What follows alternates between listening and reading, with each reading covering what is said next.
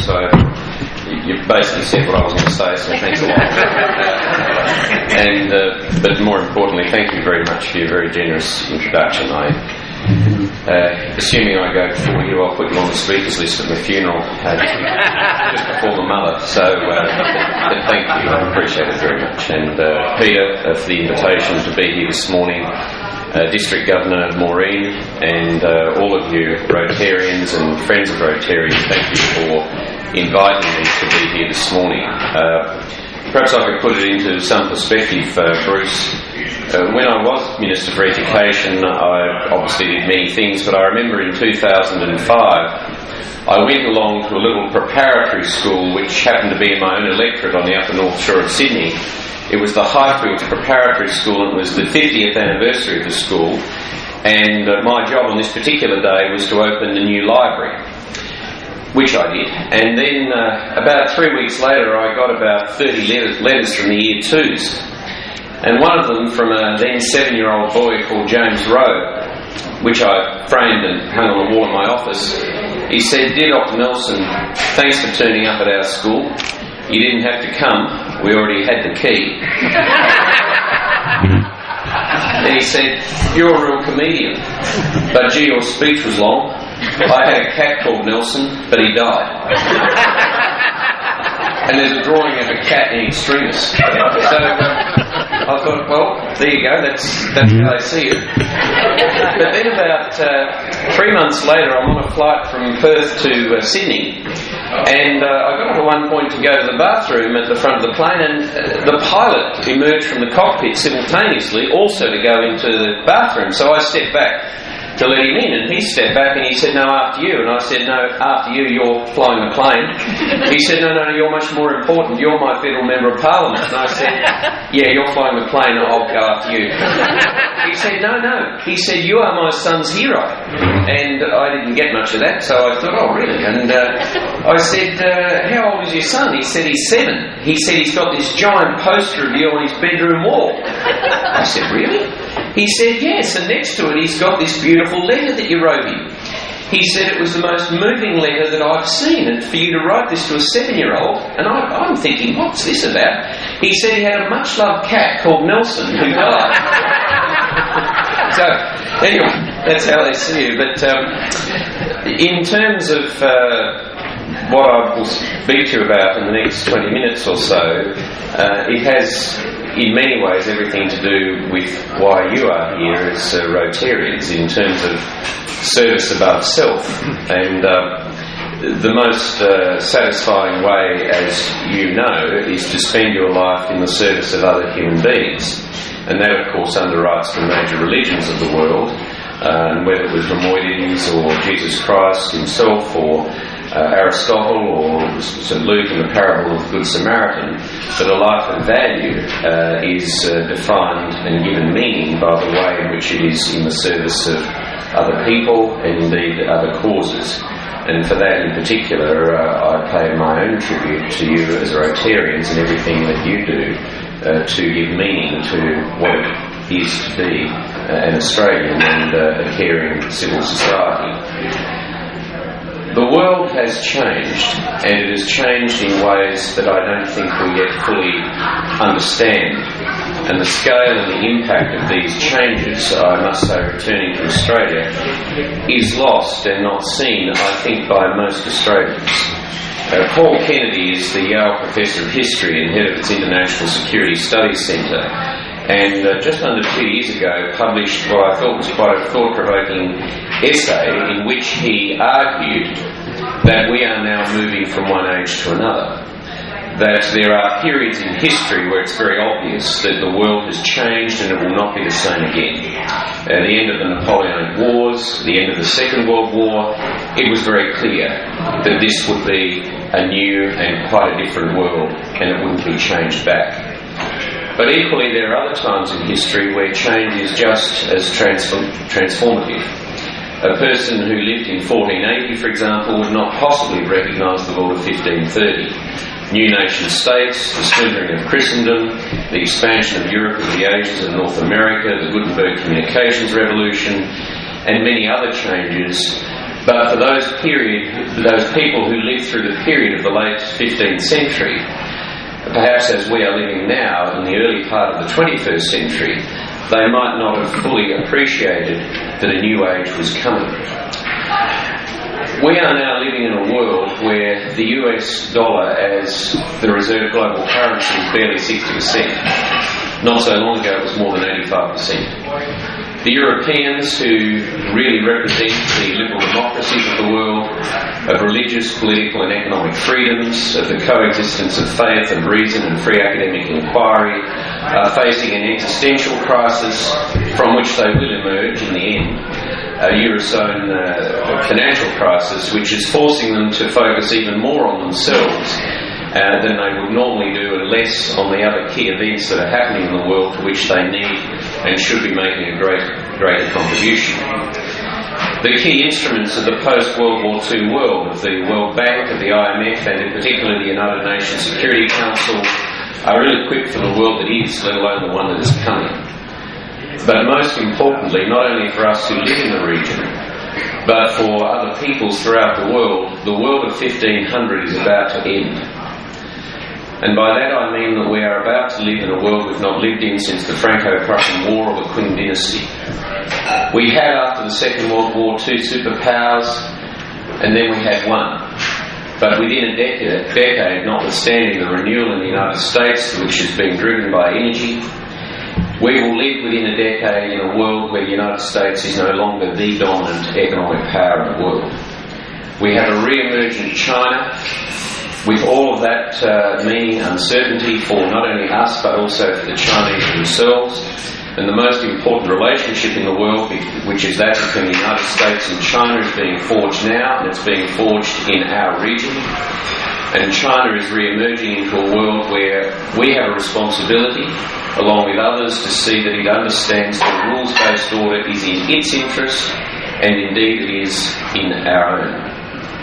Henry Kissinger, in his book on China, amongst other things, made the observation that our region is very similar to late 19th century Europe after the unification of Germany in 1871.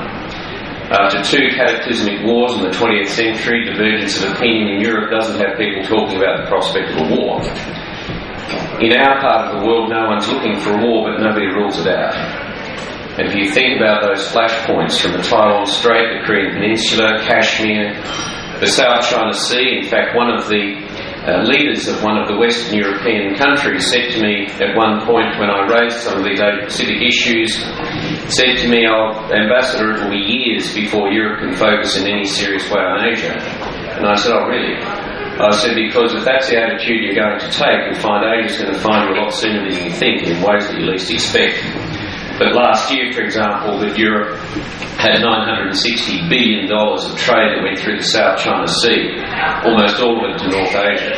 If it's closed down for a couple of weeks, you're going to know about it. The Sea of Japan, the East China Sea, the Straits of Malacca, and then, of course, the issues across the region of transnational crime and 80% of the world's natural disasters. I know you're sitting there thinking, well, what does this have to do with the Australian war memorial?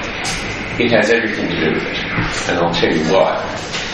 I said to the Europeans, both at the leader level and in the multilateral fora that I attended, and also the North Atlantic Council of the North Atlantic Treaty Organisation, that the export of foreign policy into the Asia-Pacific region based on Western ideology and principally Western values to which Australia subscribes is one that will not only fail, it will cause increasing problems and tensions within the region.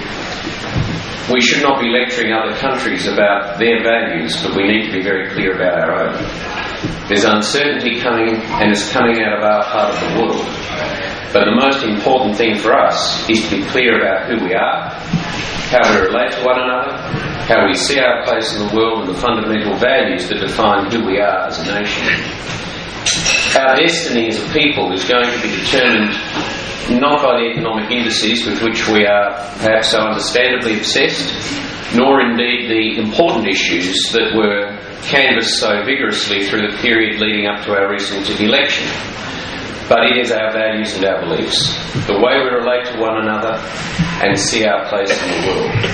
And in my view, there is no group of Australians that have given more nor worked harder to define those things than those men and women who wear and who have worn the uniform of the Royal Australian Navy, Army and Royal Australian Air Force.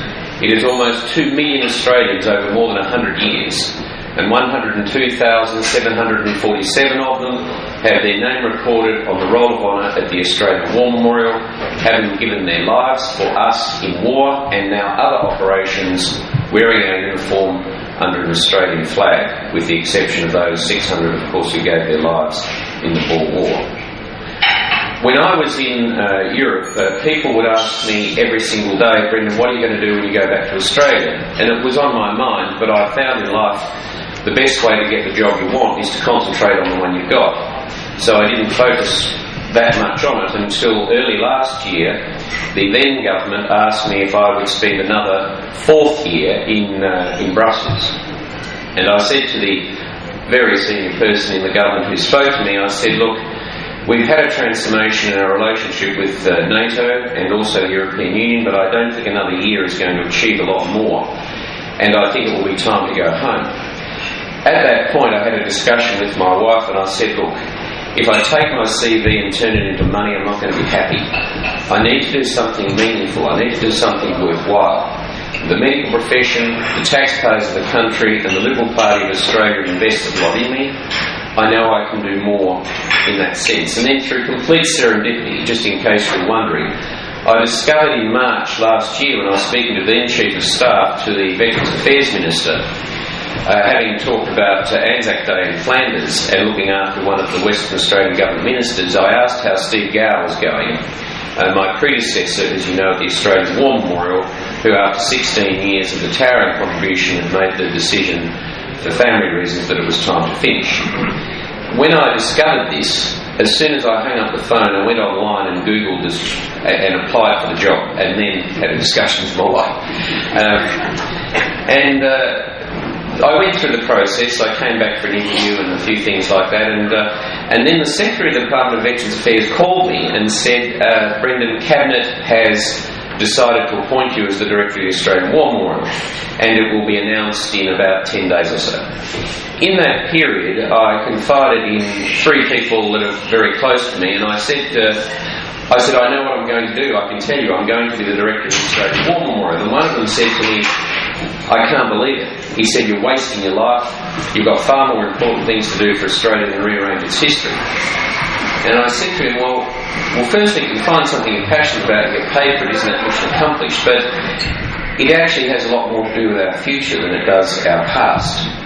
And 1942, which I regard as the most important year in Australia's history after 1788, was the year, of course, in which we had the fall of Singapore, and then, of course, the gripping struggle on Kokoda, Mill Bay, Guadalcanal, and bombs fell in Darwin, Townsville and Broome and other places in Australia, the Coral Sea, and many other battles and theatres in the Southwest Pacific. But it was also the year that T.S. Eliot wrote that people without history is not redeemed from time, because history is a pattern of endless moments. I did many things on your behalf when I was in Brussels. I dealt with heads of state, commissioners of the European Union, heavies at the North Atlantic Council, and many other things. The thing that I enjoyed the most, that I found the most rewarding, was the time I spent in cemeteries and the battlefields in Flanders and in northern France. I didn't realise until my last night, I was just telling Bruce that on my last night in Belgium, my wife and I went to the Menin Gate in Ypres again. This is the memorial that was built after the First World War for the Commonwealth soldiers who were killed and bodies never found in Flanders. There are 55,000 names engraved on it on the medieval wall at the so-called Menin Gate. Another 35,000 are at the back of the Tynecott Cemetery, only a few kilometres away, because their names wouldn't fit on the Menin Gate. But there are 6,169 Australian names on that gate. And on my last night, the chairman of the Last Post Association, they play the Last Poster every night, leaned over and said to me, Ambassador, this is your 73rd visit.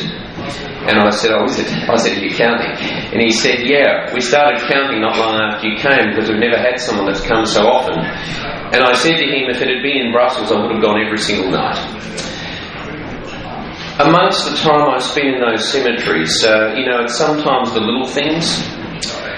I always read the epitaphs where there was one, and I remember one Private Ian D. Hart was killed on the 30th of November in 1916 at the age of 26, and his mother, I subsequently discovered, wrote the epitaph at a kitchen table for a grave she would never see.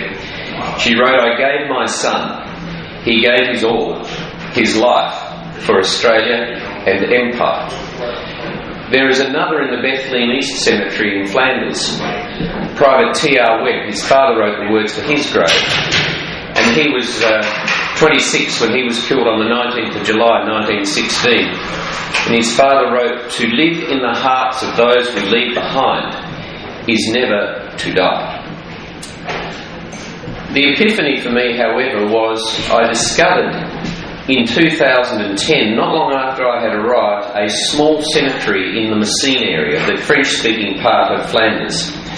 You walk about 900 kilometres down a very narrow country road and into a lightly wooded forest, and what then emerges is a Commonwealth war grave with which we'd all be familiar, the cross of sacrifice, the perimeter fencing, and there are 78 graves there. Every single one of them has an Australian Army Rising Sun on it. It is one of only 2 graves on the entire Western Front that is only Australians. And I thought immediately, here we will have an Anzac Day service here in the late afternoon, at 4 o'clock in the afternoon, and give people going to Villers-Bretonneux an opportunity to come across to Flanders and then on to the Menin Gate on Anzac Day. I knew I'd also get the Federation Guard, which we did, and a variety of other things. I'm a member of a little organisation called the Friends and Families of the First AIF. It's run on cake stalls and raffles, so it ticks all the boxes for me in terms of a quality organisation. But they've got half a dozen amateur historians, so I wrote to them and I said, "Look, I'm going to put on an Anzac Day service at Toronto Avenue, this little cemetery. Could you send me a profile of 5 or 6 of the soldiers who are buried there?" They all died over a 3-day period in June 1917, just before, I think, the Battle of Messines. There was a lot of artillery shelling and gas that was thrown into the Australian lines as the 5,000 men prepared for the battle. I chose one because it was remarkable in the sense it was unremarkable. And it was a man called John Stan Luff. And Luff had been born in 1890. He had married the love of his life, Ruby, and they had 3 children, Ron, Eric and May. He was the caretaker at the Fremantle Cricket Ground, and they lived under the grandstand. In January 1916, to the apoplectic distress of Ruby, he joined the AIF. He then served in France and then in Flanders, and he wrote 13 letters to Ruby throughout that period. So I received these letters and I chose some excerpts from them for my remarks on Anzac Day in 2011, the first year we would run this service at Toronto Avenue. They also sent me a photograph which was pretty typical of the era, this young man in the AIF uniform, his wife wearing her best but still modest clothes, and the 3 children in front of them. And May was 2 years old and she's on a stool, and John Luff has his arm around her shoulders. So I said to my PA, I said, "Look, can you get this photo enlarged and laminated, and I'll write a message on the back." And what I wrote on the back was, "To Jack and Ruby in immense admiration and appreciation. Brendan Nelson, Australian Ambassador, 25th of April 2011. And at the end of the service that day, I put it on the headstone. So I didn't think much of it. It was obviously in the back of my mind, and I thought, well, there's something good that we've done. About 6 weeks later, I opened a letter in my office, dated the 8th of May. "Dear Dr. Nelson, my wife and I have never been overseas before. We're both pensioners. But I wanted to see my grandfather's grave before I died. I knew he was buried at the Toronto Avenue Cemetery somewhere in Belgium. I signed on for a battlefield tour so I could get to the Toronto Avenue Cemetery." He said, "You cannot imagine my emotion approaching my grandfather's grave and seeing a photograph of my grandfather and my mother that I had never seen before. he then had taken it up, he took a photograph of him and his wife with the photograph at the grave and so on and so forth. The reason I tell you that story is because it is very tempting for us as human beings to settle for the broad brushstrokes of our history, in neglectful ignorance of individual sacrifices that are made in our name. I said to Bruce, it's interesting, Bruce was telling me what I often tell other people as we were having our conversation. At the Australian War Memorial, when people come into the memorial, I often meet the VIPs. I'm not the sort of person that, by the way, lives in a world where there are VIPs and then there are people that are otherwise of lesser value. But nonetheless, we have VIP visits. And when I bring them into the memorial, I look them back down Anzac Parade to Parliament House and I say to them, look, that is the political capital of our nation, and all of this is designed so when our political class make decisions, they know that these decisions come at a price with a clear line of sight to the Hall of Memory. But the soul of our nation is here. And it's not the building, it's the 2 million men and women and their sacrifices over 100 years that make it so. And it's not until you stand in that commemorative area in front of the pool of reflection and you look at the name in bronze of the places where Australians have fought and died over 100 years, from Sudan and Southern Africa through to Gallipoli, Menin Road, Borneo, Ambon, Korea, Vietnam, and more recently Afghanistan, Iraq and other places, and ask yourself, why were Australians there? Why were they there and why did they die? And in answering that question you get a sense of who we are and what makes us tick. And it's not until people have been to the Australian War Memorial that I think they get a real sense of who we are. The difference between leadership and management in my experience is vision. Management is about getting results, just making decisions, ending an intro. But what informs leadership is vision. A comprehensive sense of who we are, where we want to go and why we want to get there. The founder of the Australian War Memorial was Charles Bean, Australia's First World War official historian. And in 1948 he articulated the vision for the memorial. Having landed with the troops at Gallipoli on the 25th of April 1915, he stayed with them at the front right through to the very end of the war, and in the depths of the fighting at Pozieres in 1916, where Australia had 23,000 casualties in 6 weeks, he wrote, many a man lying out there at Pozieres and in the low scrub at Gallipoli, with his poor tired senses barely working through the fever of his brain, in his last moments has thought, well, it's over. But in Australia, they will be proud of us. And it was there that he conceived building a museum and a memorial to what he regarded as the finest army that he had ever experienced. The vision articulated finally in 1948, 7 years after the memorial would finally be opened, with the Second World War well in train.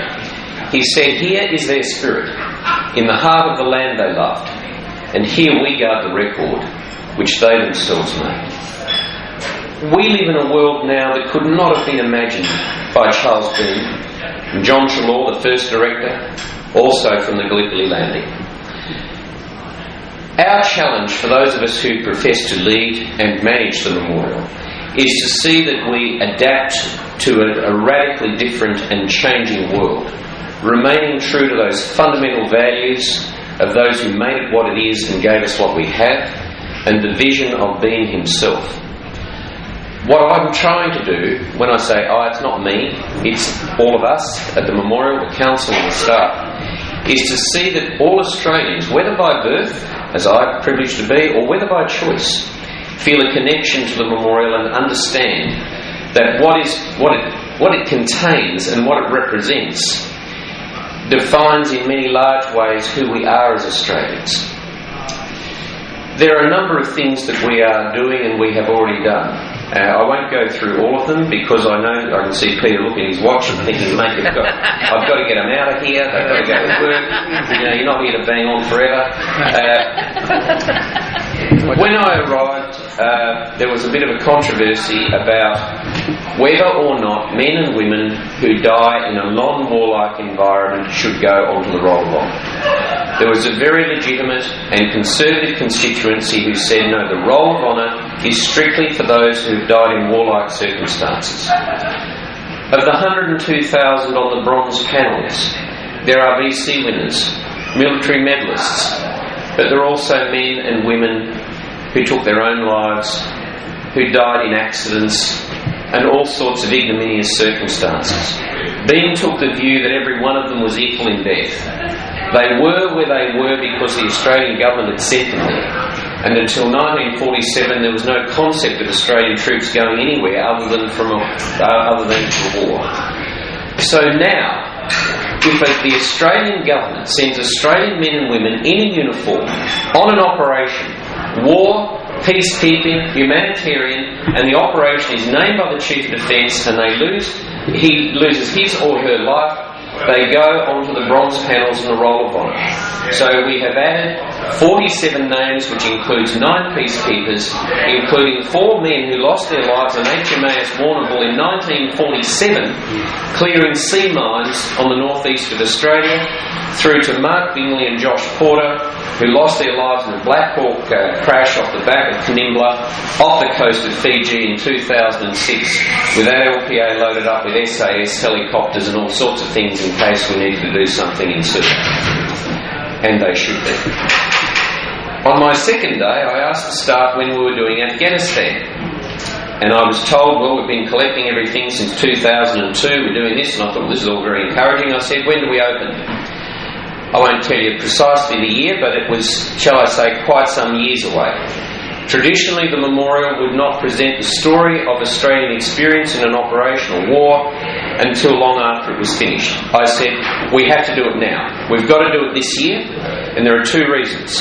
This is now our longest war. We've had 25,000 men and women that have gone through the Middle East area of operations. We owe it to Australians to explain to Australians what has been done in our name. But equally, if not more importantly, we need to have these veterans know their stories being told now. And it needs to be told through their voices.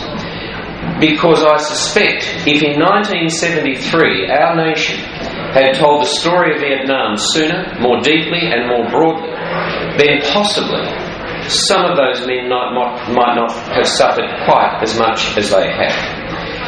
And we've used a different way of telling the story. I brought Tris Masters in, who spent a lot of time in Afghanistan, the award-winning investigative journalist, to work with our team. And if you haven't seen it, all I can say is, please, could you see it? Not for my sake, but for the sake of the men and women who tell their stories. Yes, there are artefacts and relics, the storage bin from a Bushmaster destroyed in Afghanistan in November last year, the cowling from the Black Hawk helicopter in which 3 of our men died in 2010 that was used as a stretcher. But the centrepiece is an emotional and physical landscape which has very rich images and overlays of interviews with veterans, with Afghans, diplomats, aid workers, widows, and those actually returning from the war in Afghanistan. And then in relation to the First World War, you know we've got a major redevelopment of the First World War galleries.